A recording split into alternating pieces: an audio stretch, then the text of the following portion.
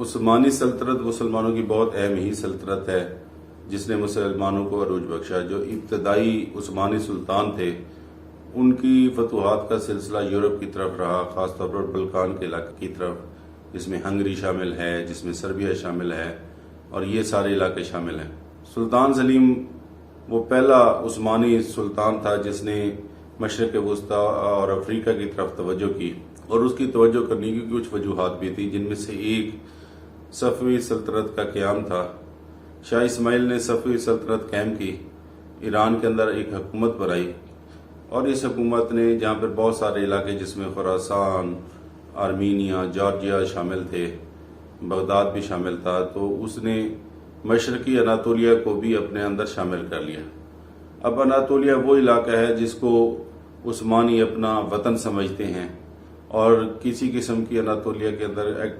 سرگرمی جو تھی ان کو خطرہ محسوس ہوتی تھی۔ یہی وہ وجہ تھی جس کی وجہ سے صفوی حکمرانوں اور عثمانی حکمرانوں کے درمیان تنازعات کا آغاز ہوا۔ اس کی ایک اور وجہ صفوی جو تھے وہ شیعہ مسلمان تھے، جبکہ عثمانی جو تھے وہ اپنے آپ کو سنیوں کا محافظ سمجھتے تھے۔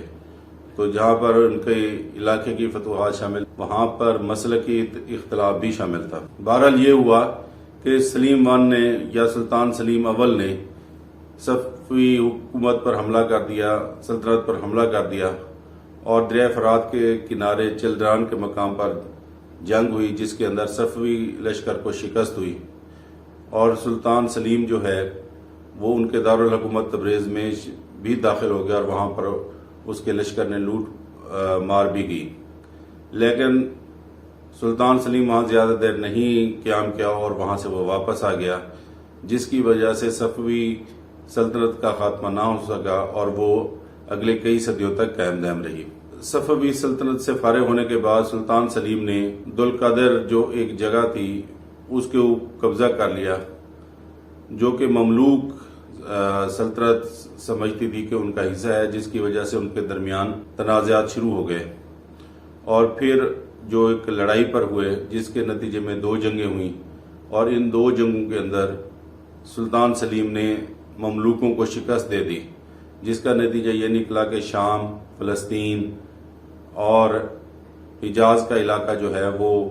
سلطان سلیم کے قبضے میں آ گیا، اور بالآخر اس نے قاہرہ پر بھی قبضہ کر لیا، جو کہ مصر کا دارالحکومت تھا۔ وہاں پر آخری عباسی خلیفہ المتوکل سوم قیام پذیر تھا، تو سلطان سلیم نے اس کو جلاوطن کر کے استنبول بھیج دیا، اور خود اس نے اپنے آپ کو خلیفہ مقرر کر دیا۔ تو سلطان سلیم پہلا عثمانی سلطان تھا، جو کہ پہلا عثمانی خلیفہ بھی تھا۔ اسی دوران یہ ہوا کہ اس نے حجاز کے اوپر بھی اپنا قبضہ مکمل کر لیا، اور بحیرہ احمر کے ساتھ ساتھ سلطنت عثمانیہ نے اپنا اثر و رسوخ قائم کیا، جس کے اندر دونوں عظیم اور مقدس شہر جو ہیں مکہ اور مدینہ کے، وہ ان کے قبضے میں آ گئے، اور سلطان سلیم نے امیر الحرمین کہلانے کی بجائے عجز و انکساری کا مظاہرہ کرتے ہوئے اپنے آپ کو خادم الحرمین قرار دیا۔ مصر میں قیام کے دوران شریف آف مکہ، جس کے پاس خانہ کعبہ کی چابیاں تھیں، وہ سلطان کے پاس حاضر ہوا، اور اس نے سلطان کو خانہ کعبہ کی چابیاں پیش کی۔ تو اس طرح سلطان سلیم جو ہے اس نے اپنے آپ کو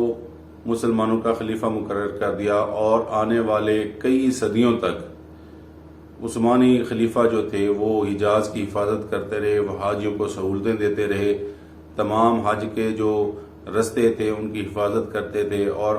یہ ذمہ داری انہوں نے اپنے ذمہ لے لی کہ تمام حاجی امن و امان کے ساتھ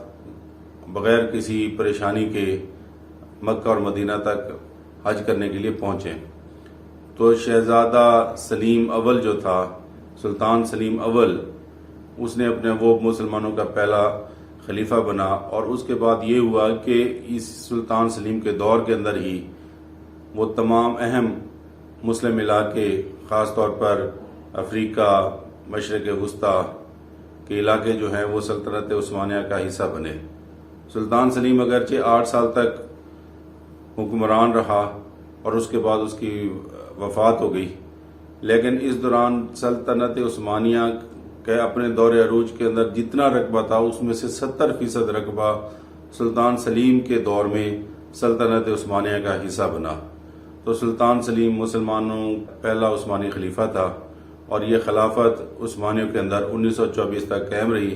جب مصطفیٰ کمال پاشا نے سن 1924 کے اندر خلافت ختم کر دی اور یوں عثمانی خلافت کا خاتمہ ہوا. امید ہے آپ کو یہ کہانی پسند آئی ہوگی، یہ سلسلہ پسند آیا ہوگا. اس چینل کو لائک اور سبسکرائب کریں اور کمنٹس کے اندر آپ فیڈ بیک دیں کہ آپ ہسٹری کے کس حصے کو یا کس واقعے کو یا کس شخصیت کو آپ پسند کریں گے کہ اس کے اوپر ہم ویڈیو بنائیں. Thank you very much.